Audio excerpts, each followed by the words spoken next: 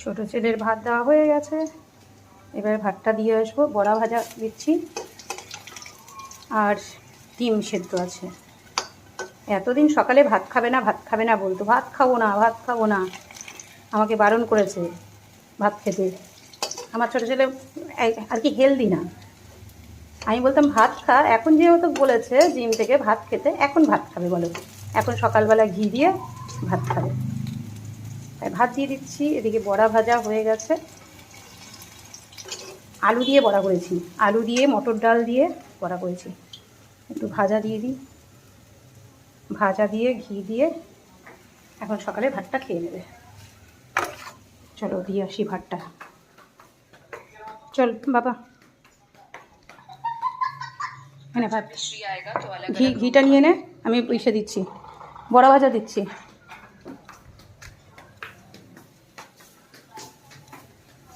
দাঁড়া, বড়া ভাজা দিচ্ছি।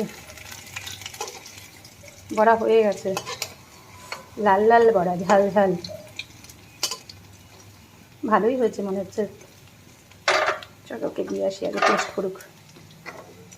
দেখেছো লাল লাল, খেয়ে দেখ কেমন হয়েছে বড়া,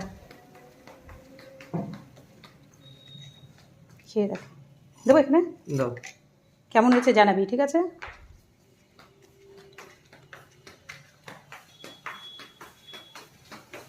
আবার বাজার নিতে হবে, বাজার আজকে কিচ্ছু নেই, যা ছিল ওর মধ্যেই গুছিয়ে গুছিয়ে করছি, কারণ আমাদের এখান থেকে বাজারটা অনেকটা দূর। আমি যার জন্য বাড়িতে যখন আসে সেই বাজার থেকেই বাজার করি, ভ্যানে যখন আসে। এখন কখন আসবে জানি না, তখন আবার কী করবো। ছেলে তো উঠতে পারবে না, বড় ছেলে কাজ করছে, বললে একদম ওঠার আমার সময়ই নেই, যার জন্য আজ আর বাজার হবে না। এখন ভাবছি বড়া ভেজেছি, ডাল করেছি, ডালের মধ্যে আলু সেদ্ধও দিয়েছি, ভাজাও ভাজা হয়ে গেছে, পেঁয়াজ দিয়ে ডাল করব। আর ওরা যদি ডিম টিম খায়, কেউ ডিম ভেজে দেবো, ব্যাস হয়ে গেল। সিম্পল খাবার। আলুর চোখাটা করব, ভালো লাগে বলো এরকম সিম্পল খেতে? আমার তো খুব ভালো লাগে। এটা সুগার ফ্রি, দেখেছো? এটা হচ্ছে আমাদের জনঔষধির সুগার ফ্রি। আগে এমনি সুগার ফ্রি খেতাম, এখন জনঔষধিটাই খাচ্ছি। আমাদের কিছু হোক না হোক প্রত্যেক দিন এক কড়াই করে ডাল হবে, আর কি সবাই ডাল খাবে।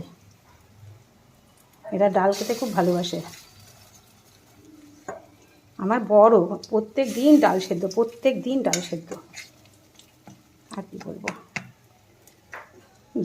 ঘি তো মায়াপুর থেকেই নিয়ে আসি, সেটাকে ঘি নিয়েছিস? ঠিক আছে।